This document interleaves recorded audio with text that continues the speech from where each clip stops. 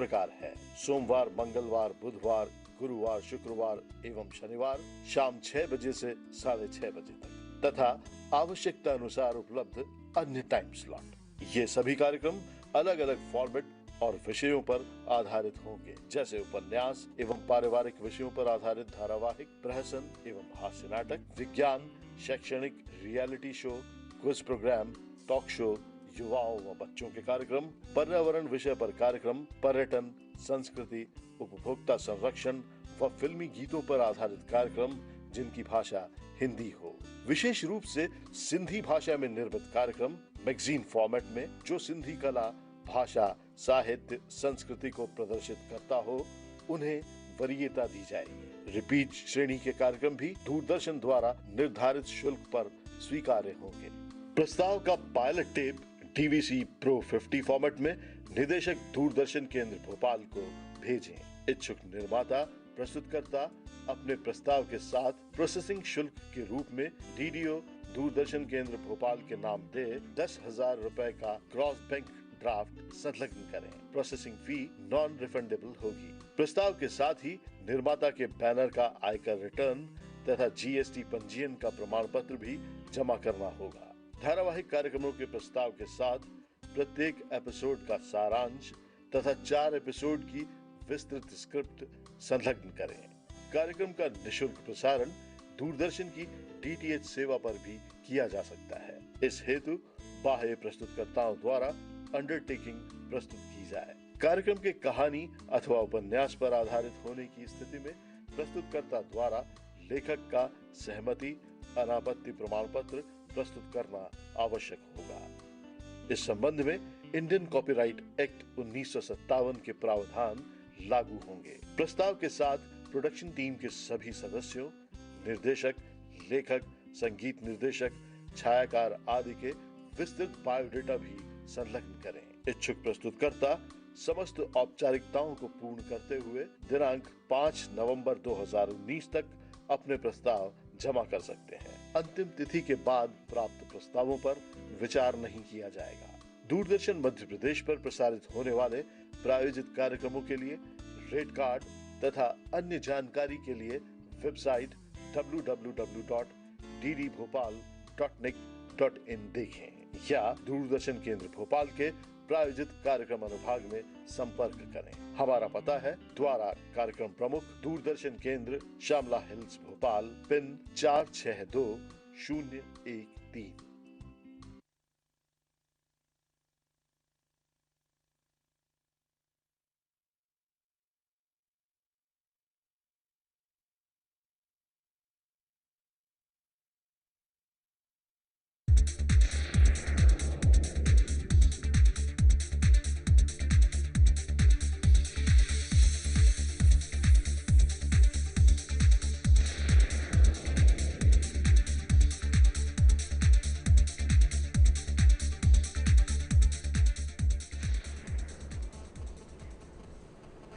नमस्कार दर्शकों, कार्यक्रम कानूनी सलाह में आपका फिर स्वागत है। आज हम बात कर रहे हैं लोक अदालत एवं उसकी उपयोगिता पर।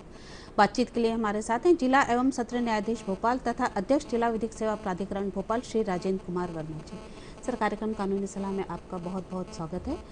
दर्शकों, जैसा कि हमारा आज का विषय है लोक अदालत एवं उसकी उपयोगिता, तो आज हम चर्चा करेंगे कि लोक अदालत में किस तरह के प्रकरण आते हैं और लोक अदालत क्या है और इसके माध्यम से किस तरह से प्रकरणों का निराकरण किया जा सकता है और किस तरह लोक अदालत की प्रक्रिया होती है प्रकरणों के निराकरण के लिए। आज हम इन्हीं सारी बातों पर चर्चा करेंगे। कार्यक्रम शुरू करने से पहले हम आपको बता दें कि हमारे कार्यक्रम लाइव फोन इन कार्यक्रम है और इसके माध्यम से आप सीधे हमसे जुड़कर सवाल कर सकते हैं। हमारा टोल फ्री नंबर है 1800-233-0040। दूसरा नंबर है 0755-266-0049। टेलीफोन नंबर एक बार फिर नोट कर लें 1800-233-0040, 0755-266-0049। आइए कार्यक्रम शुरू करते हैं। सर, सबसे पहले आपसे जानना चाहेंगे कि ये लोक अदालत जो है वो क्या है? नमस्कार जी। लोक अदालत सामान्य अदालतों से एक भिन्न व्यवस्था है जी। लोक अदालत के नाम के साथ ही लोक शब्द जुड़ा हुआ है जी। यानी आम जनता के लिए जी। तो लोक अदालत में जो भी मामले आते हैं निश्चय ही वो या तो न्यायालय में पहले से आ चुके होते हैं या न्यायालय में आने वाले होते हैं। ऐसे प्रकरणों को लोक अदालत में रखा जाता है। तो लोक अदालत एक ऐसी व्यवस्था है जिसमें दोनों पक्षों की सहमति से एक निर्णय पर एक प्रस्ताव दोनों का रहता है, उस पर जो लोक अदालत बैठती है उसमें उसके आधार पे निर्णय या अवार्ड पारित किया जाता है। लोक अदालत में केवल एक न्यायाधीश नहीं बैठता, उसके साथ बेंच में एक मेंबर्स रहते हैं, एक सामाजिक कार्यकर्ता रहता है, एक समानता, एक अधिवक्ता भी कोई रहता है।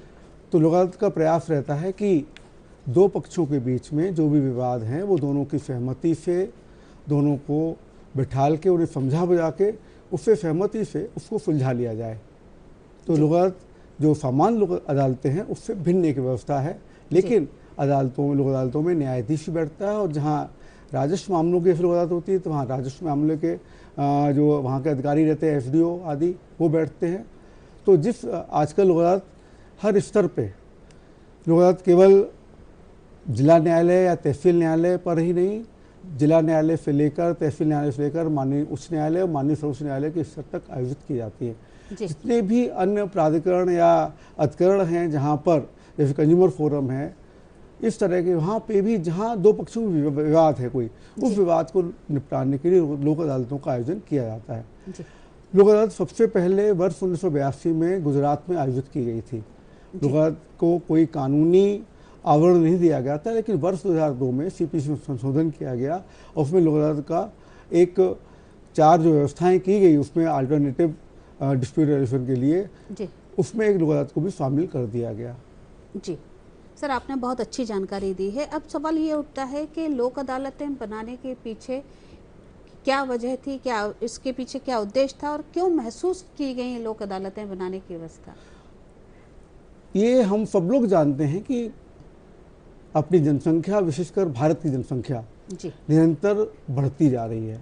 आज 1 अरब 30 करोड़ जनसंख्या है भारतवर्ष की।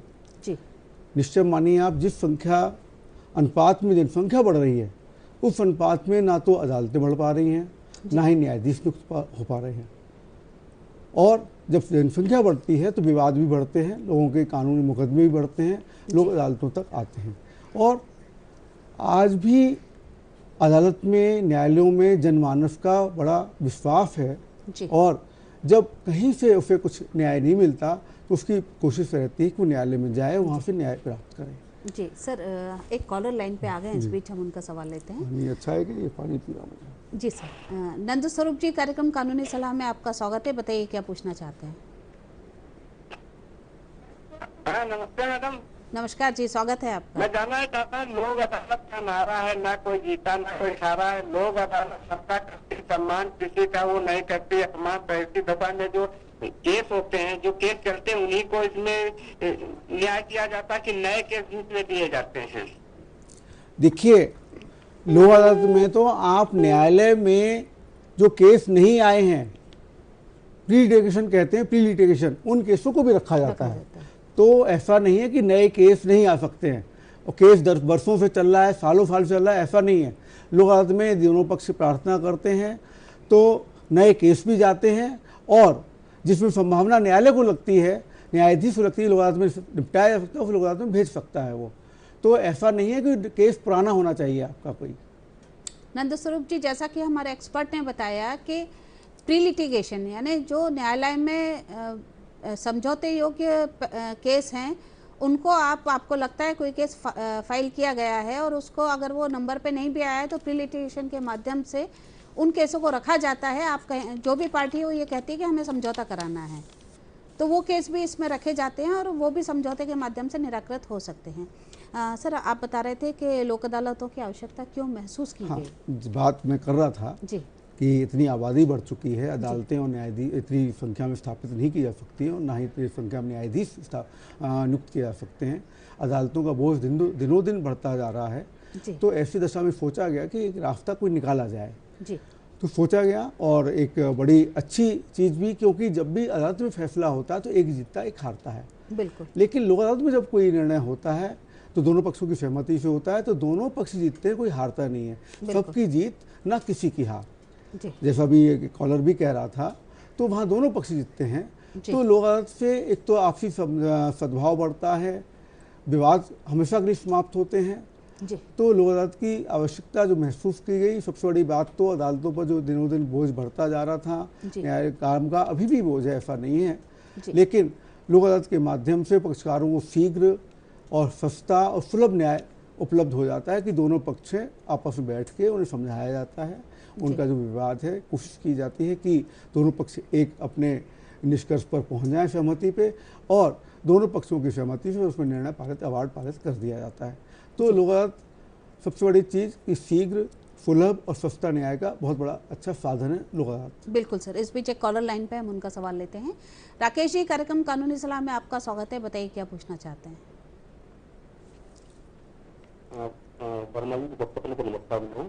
जी पर मेरा क्वेश्चन ये कि सर मैंने 2010 में प्लॉट लिया था और वहीं से फाइनेंस भी हो और नामांतरण भी मेरे नाम से हो, और उसके बाद भी बिल्डर ने दूसरे बिल्डर को मतलब जमीन सेल कर दी। उसके बाद हमने सर उसको कोर्ट में लगाया, तो कोर्ट में भी हमारा केस चल रहा है जी, और अभी अब निर्णय कब आएगा, तो उसको लोग अदालत में लगाना चाहिए कि नहीं लगाना चाहिए सर, इतना। देखिए, जहाँ किसी मामले में राजीनामा किया जा सकता है, ऐसा हर मामला लोक अदालत में भेजा जा सकता है। जैसा मुझे कुछ समझ में आया कि आपका नामांतरण संबंधी कोई संपत्ति का विवाद है, तो जो भी संपत्ति के विवाद रहते हैं उन्हें राजीनामा के द्वारा निपटाया जा सकता है। तो ये आपके और आपका जो सामने जिसके खिलाफ आपने केस लगाया है, आप न्यायालय से अपने निवेदन कर सकते हैं कि हमारा केस लोक अदालत में रखा जाए, और लोक अदालत में ऐसे मामलों को भेजे जाने पर कोई रोक नहीं है। राकेश जी, जैसा कि हमारे एक्सपर्ट ने बताया कि यदि आप दोनों ही पक्ष सहमत हैं तो आप अपने केस को लोक अदालत में रखवा सकते हैं, और एक कोशिश तो की जा सकती है। अगर सहमति बनती है तो निराकरण हो जाएगा, अन्यथा बाकी केस पर इसका कोई प्रभाव नहीं पड़ेगा। अगर केस चल रहा है तो फिर वो वैसे ही कोर्ट में चलता रहेगा। सर, हम बात कर रहे हैं लोक अदालत की, तो हाँ, जब लोक अदालतें होती हैं तो ये कब कब आयोजित की जाती है, हमारे दर्शकों को ये जानकारी सामान्यतः जब लोक अदालत का कंसेप्ट आया था शुरू में जी, तो सुविधा के अनुसार संख्या को देखते हुए लोक अदालतें आयोजित की जाती रहती थी, किंतु अब एक कैलेंडर इनका निश्चित है जी। वर्ष में 4 या 5 बार राष्ट्रीय लोक अदालत आयोजित की जाती है जी। अभी 14 दिसंबर को इस वर्ष की जो अंतिम राष्ट्रीय लोक अदालत है वो आयोजित की जाएगी जी। इसके अलावा एक स्थायी निरंतर लोक अदालत हर जिला न्यायालय में स्थापित है, वो प्रत्येक शनिवार को वहाँ सुनवाई की जाती है। तो ऐसा नहीं है कि आपको राष्ट्रीय लोक अदालत की आने की प्रतीक्षा करनी जो 3 महीने 2 महीने में होने वाली है जी। जो हर हफ्ते लोक अदालत स्थायी लोक अदालत स्थापित की पीठ गई है, वहाँ पे भी मामला भेजा जा सकता है जी। दर्शकों, हम आपको बता दें कि अभी वक्त एक छोटे से ब्रेक का, ब्रेक के बाद चर्चा पे वापस आएंगे। लेते हैं एक छोटा सा ब्रेक।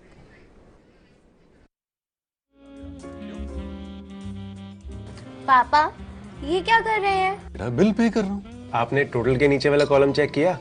वो सर्विस चार्जेस हैं। पापा, ये लोगों की गलतफहमी है कि ये कोई सरकारी टैक्स है। समझा नहीं? पापा, सर्विस चार्जेस पे करने के लिए आपको कोई फोर्स नहीं कर सकता। ये अनफेयर ट्रेड प्रैक्टिस है। क्या? अगर आप भी ऐसी अनफेयर ट्रेड प्रैक्टिस के शिकार होते हैं तो आप कंज्यूमर फोरम में शिकायत कर सकते हैं।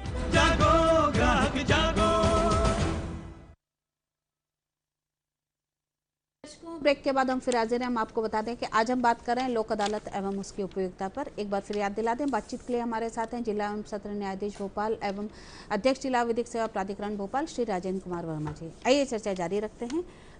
ब्रेक पे जाने से पहले सर हम बात कर रहे थे कि लोक अदालतों का आयोजन कब किया जाता है। अब एक सवाल ये उठता है कि कोई भी लोक अदालत होती है तो उसमें प्रकरणों के निराकरण के लिए क्या प्रयास किए जाते हैं? देखिए, सामान्यतः जो आजकल देखने में आ रहा है जी, मैं जो भोपाल का अनुभव बताऊंगा आपको जी। जो मजिस्ट्रेट्स कोर्ट्स में 138 के मामले जो चेक बाउंस के मामले होते हैं, इनकी निरंतर संख्या बढ़ती जा रही है जी। और चेक बाउंस के मामलों में ऐसे ही एमएससीटी अर्थात जो दुर्घटना दावा के मामले होते, एक्सीडेंट्स होते, क्लेम केसेस लगाते, उनके मामलों में लोक अदालत काफ़ी उपयोगी सिद्ध हो रही है जी।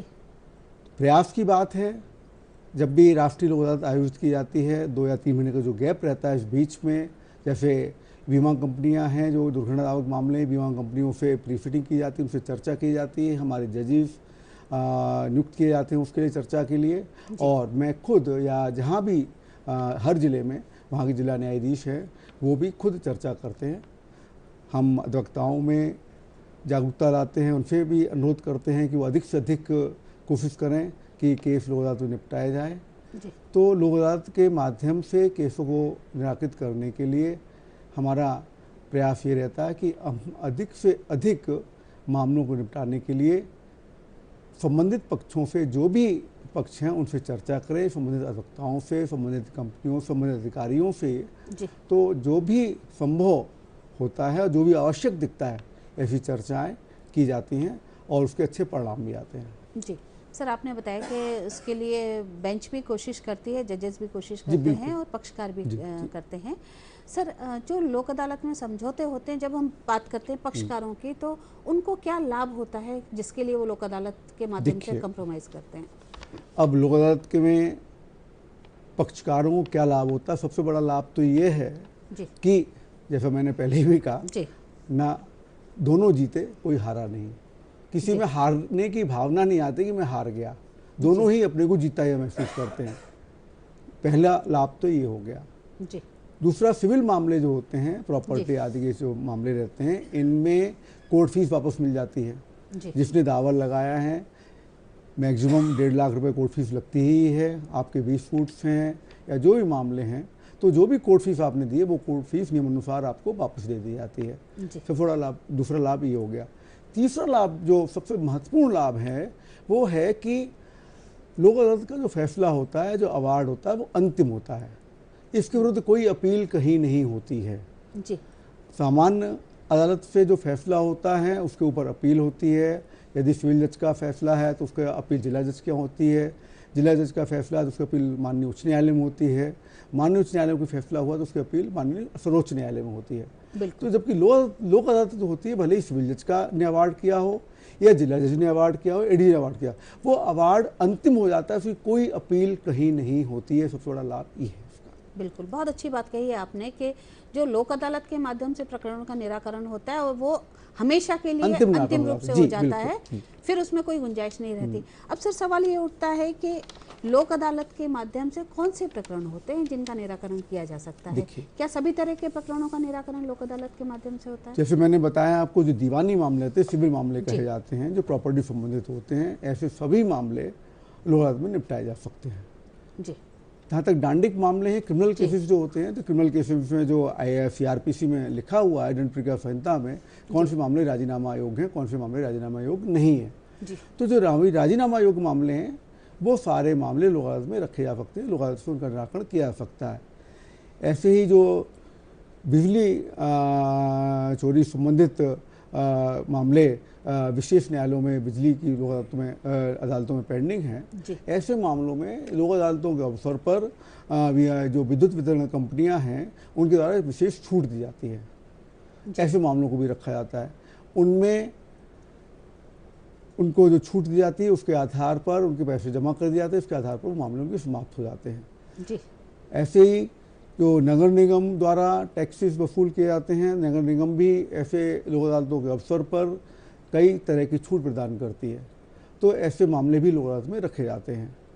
तो सभी दीवानी प्रकृति के जितने भी मामले हैं वो सारे रखे जाते हैं। आपके क्रिमिनल मामले जो निपटाए जा सकते हैं, 138 के मामले, उन सब में राजीनामा हो सकता है, वो सारे मामले रखे जाते हैं। और चेक बाउंस के मामले में जैसे बताया आपको पहले भी, ये भारी संख्या में भोपाल क्या जो भी महानगर है सब जगह काफ़ी संख्या में पेश होते हैं और ऐसे मामलों में इसका बहुत लाभ मिलता है। जी, जो लोक अदालत के माध्यम से प्रकरणों का निराकरण होता है उसके लिए क्या प्रक्रिया होती है? देखिए, प्रक्रिया की बात जहाँ तक ये है, जहाँ मैंने बताया प्री लिटिगेशन और आफ्टर लिटिगेशन, तो प्री लिटिगेशन के मामले लोक अदालत में चर्चा करके जैसे आया वो पहले ही चर्चा करते आपस में और उन्हें लगता है कि हमारा मामला निपट रहा है तो लोक अदालत में रखा जाता है। तो लोक अदालत जब अवार्ड पारित हो जाता है तो फाइनल हो जाता है। तो यानी प्री लिटिगेशन कोर्ट में आने के पहले ही कोर्ट में दावा पेश करता, उसके पहले ही उनका दावा निपट गया और लोक अदालत का अवार्ड हो गया तो फाइनल हो जाता बिना कोर्ट में आए। और फिर जो एक औपचारिक रूप से आना पड़ता, दावा पेश करना पड़ता था या जो भी करना पड़ता, फिर अपने एप्लीकेशन देनी पड़ती, वो उसकी आवश्यकता नहीं रह जाती प्री लिटिगेशन मामले। आफ्टर लिटिगेशन के मामले जो प्रो लिटिगेशन है, उसमें मैं कह रहा हूँ आपसे कि जहाँ आपका विरोध चालान पेश हो चुका, केस पेंडिंग है और आपको लगता है कि हमारा राजीनामा हो सकता है, तो डांडिक मामले हैं, तो आप फरियादी आया, फरियादी से भी न्यायालय ने पूछा कि भाई आप राजीनामा करना चाहते हो, हम चर्चा करते हैं, लोक अदालत में रख सकते हैं, तो लोक अदालत में ऐसे मामले भेज दिए जाते हैं। सामान्यतः फरियादी पक्ष को लोक अदालत ऐसे के अवसर पर न्यायालय द्वारा नोटिस जारी किए जाते हैं, उनसे चर्चा की जाती है और उन्हें समझाया जाता है और संभावना जहाँ दिखती है कि राजीनामा हो सकता है, उन्हें लोक अदालत में भेज दिया जाता है। प्रक्रिया ये हो गई। दूसरे, अब जैसे दुर्घटना दावे के मामले जो एक्सीडेंट क्लेम्स केसेस रहते हैं, जो प्रक्रिया की बात बताई आपने, पूछा आपने, तो ऐसे मामलों को लोक अदालत में भेजने के पहले उनमें दोनों पक्षों को बुलाकर प्री फिटिंग की जाती है, सब बीमा कंपनियों से बात करते हैं, उनके अधिवक्ताओं से बात करते हैं, पक्षकारों से जो दावेदार आया है उनके अधिवक्ताओं से बात की जाती है, न्यायाधीश हमारे बैठते हैं, जो अधिकरण के सदस्य रहते हैं वो बैठते हैं, उनसे चर्चा करते हैं कि दोनों पक्षों को जो सहमति बिंदु वहाँ पे पहुँच के उन चर्चाओं का लाभ ही होता है कि अधिक से अधिक मामले लोक अदालत में भेजे जाते हैं, लोक अदालत से निराकरण भी होता है उनका। जी सर, इस बीच एक कॉलर लाइन पे गुजरात से, हम उनका सवाल लेते हैं। निशा जी, कार्यक्रम कानूनी सलाह में आपका स्वागत है, बताइए क्या पूछना चाहती हैं। लगता है हमारा संपर्क नहीं हो पा रहा है। हम बात कर रहे हैं लोक अदालत की, तो अब यहाँ हम ये जानना चाहेंगे हमारे दर्शकों के लिए कि जो लोक अदालत के आदेश होते हैं, जो अवार्ड पारित होते हैं, उनकी क्या वैधानिक मान्यता होती है। देखिए, लोक अदालत के आदेश और जो अवार्ड होता है जी, उसकी वैधानिक मान्यता के बारे में जिसमें पहले भी आपको बताया जी, कि एक सिविल जज, एक जिला जज, माननीय उच्च न्यायालय, इनके द्वारा फैसले जो किए जाते हैं उनकी अपील की जा सकती है जी। जबकि लोक अदालत का जो अवार्ड होता है वो अंतिम होता है, इसमें कहीं कोई अपील नहीं होती है। तो मान्यता आप इसे स्पष्ट समझ जाइए कि उस अवार्ड का रूप वही होता है जो सिविल मामले में एक डिग्री का होता है और क्रिमिनल मामले में दोष मुक्ति के आदेश का या जजमेंट का होता है। उस अवार्ड को आप उसी भांति एग्जीक्यूट करा सकते हैं, जो प्रवर्तन कहते हैं, निष्पादन कहते हैं, करा सकते हैं, जैसे कि आप सिविल मामले में कोई डिग्री हुई उसका अवार्ड का या डिग्री का आप प्रवर्तन करवाते हैं, निष्पादन कराते हैं। तो लोक अदालत का जो अवार्ड होता है उसकी पूरी विधिक मान्यता है और जैसा मैं फिर आपसे कहना चाहूँगा, इसकी कहीं कोई अपील नहीं होती है। इसका पालन, इसका निष्पादन, इसका प्रवर्तन उसी भांति होगा जैसे सिविल न्यायालय की एक डिग्री का होता है। जी सर, हम बात करें लोक अदालत की, तो जो लोक अदालत आयोजित होती है उनकी जानकारी के लिए, प्रचार प्रसार के लिए किस प्रकार के प्रयास किए जाते हैं? देखिए, प्रचार प्रसार के लिए सामान्यतः राष्ट्रीय लोक अदालत होती है। ये माननीय सर्वोच्च न्यायालय के स्तर पर जो राष्ट्रीय विधिक सेवा प्राधिकरण बना हुआ है उसके द्वारा तिथियाँ तय की जाती है। इसका निरंतर प्रचार प्रसार मीडिया के माध्यम से, समाचार पत्रों के माध्यम से और ये जो इलेक्ट्रॉनिक मीडिया के माध्यम से किया जाता रहता है।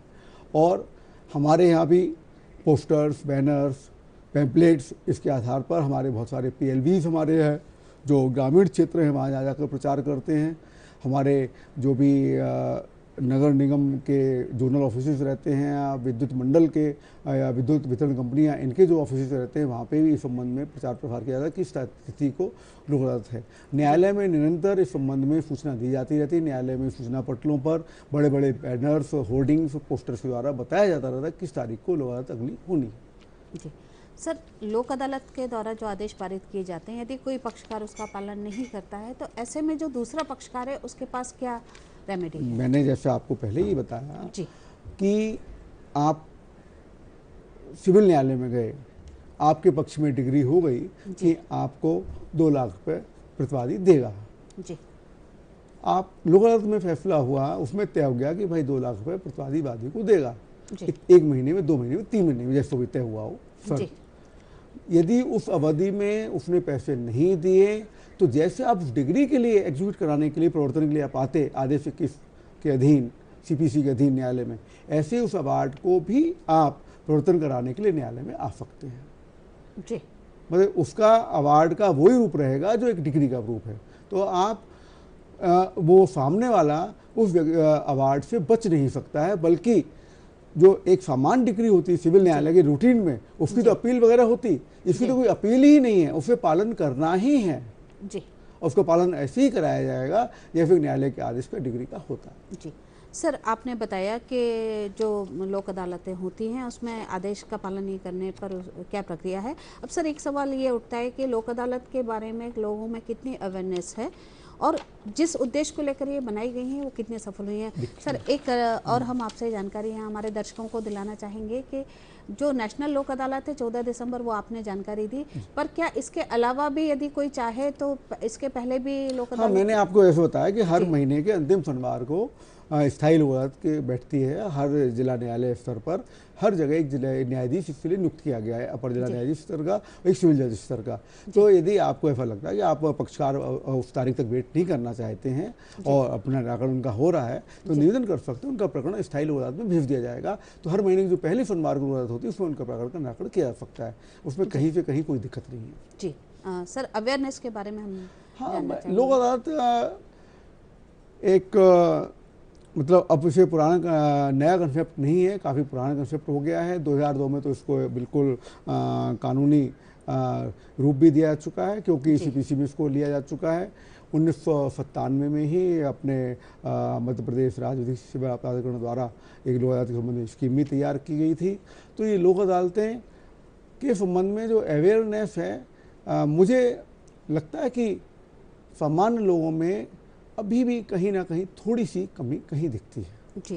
क्योंकि एक सामान्य पक्षकार को, एक व्यक्ति को वो तब टर्न अप होते हैं न्यायालय लोक अदालत की तरफ जब कोई स्पेशली उसे वकील कहे या उसे बुलाया जाए, जबकि सबको पता रहता है, सबको ये जानकारी दी जाती है। और आजकल तो ये जब न्यायालय में जब आते हैं तो उन्हें बताया भी जाता है कि आपको केस लोक अदालत में भी निपटाया जा सकता है। जी सर। तो अवेयरनेस है, लोगों में जागरूकता है, बट ये जागरूकता और बढ़ाई जानी चाहिए और इसके लिए प्रयास निरंतर किए जा रहे हैं। प्रचार प्रसार तो अपनी जगह हो ही रहा है और जो पक्षकार हैं, आम लोग हैं, उनको भी स्वयं आगे इसके लिए आना चाहिए। जी सर, बहुत संक्षिप्त में आपसे जानना चाहेंगे, कोई अपील लोक अदालत के बारे में आप हमारे दर्शकों से करना चाहेंगे? मैं अपने सभी दर्शकों से निवेदन करना चाहूँगा कि लोक अदालत आगामी लोक अदालत 14 दिसंबर 2019 को आयोजित की जा रही है राष्ट्रीय लोक अदालत, और स्थायी लोक अदालत हमेशा प्रथम शनिवार को की जाती है। आप यदि किसी के कोई मामले, आपसी विवाद भले ही न्यायालय में ना पहुंचे हों, आप सोचते हैं कि वो पहले निराकृत हो सकते हैं, तो आप प्री लिटिगेशन के रूप में उन्हें ला सकते हैं और कोर्ट का उस पर अवार्ड होके वो फाइनल आपका विवाद निपट जाएगा। और जो आपके मामले न्यायालय में चल रहे हैं, चाहे वो डांडिक हों या सिविल हों, जब राजीनामा हो सकता है। मेरा आप सब लोगों से विनम्र निवेदन रहेगा, अनुरोध रहेगा कि अधिक से अधिक लोक अदालत का लाभ उठाएं और आपसी सद्भाव बढ़ाएं, क्योंकि सद्भाव रहेगा तो विकास भी होगा। धन्यवाद। धन्यवाद सर, समय का अभाव है, हमें प्रोग्राम को ही विराम देना होगा। नमस्कार। दर्शकों, जैसा कि आज के कार्यक्रम में हमने देखा कि लोक अदालत के माध्यम से दोनों ही पक्ष जीतते हैं और एक सद्भावनापूर्वक माहौल में उनके प्रकरण का निराकरण होता है। हर महीने के अंतिम शनिवार को लोक अदालत का आयोजन किया जाता है और राष्ट्रीय लोक अदालत 14 दिसंबर को आयोजित होने वाली है। तो जो भी ऐसे लोग हैं, जो भी दर्शक हमारे इस कार्यक्रम को देख रहे हैं, उनके जिनके कोई प्रकरण है और वो लोक अदालत में हो सकते हैं, तो वो इन जो राष्ट्रीय लोक अदालत है और जो नियमित है उसमें अपने रखवा सकते हैं। आज हम आपसे ये विदा लेते हैं, अगले अंक में फिर आपके सामने उपस्थित होंगे। तब तक के लिए आगे दीजिए, नमस्कार।